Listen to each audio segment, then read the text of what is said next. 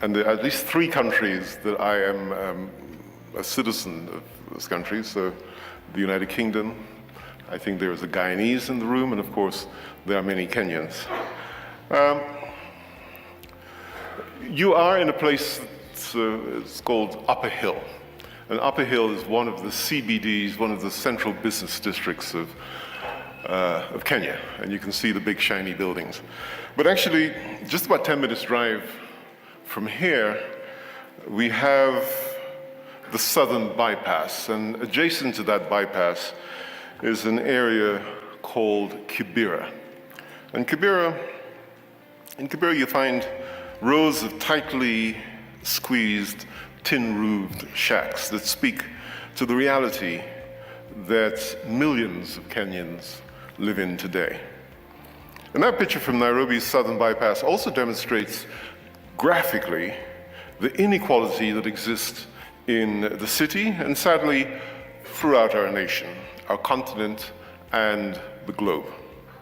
According to Oxfam, the richest 10% of people in Kenya earned an average which was 23 times more than the poorest 10%.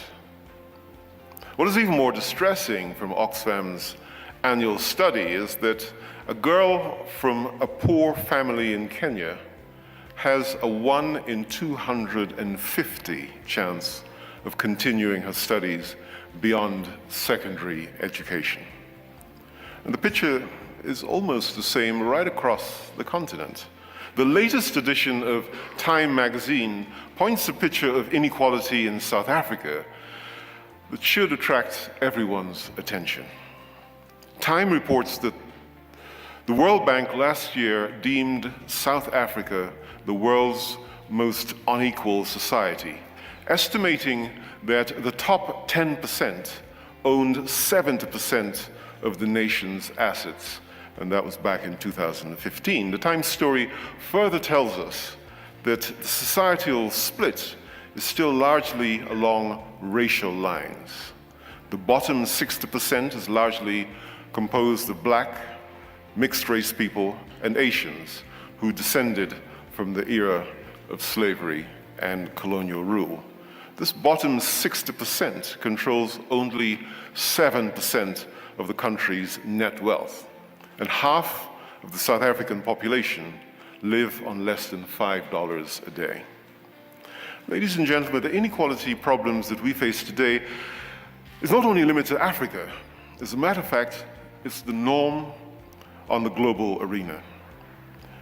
I recently came back from Seattle in Washington State, and to quickly bring this into perspective, Washington State plays home to the headquarters of Microsoft and Starbucks, and is also the home of Boeing, the largest private employer in the state.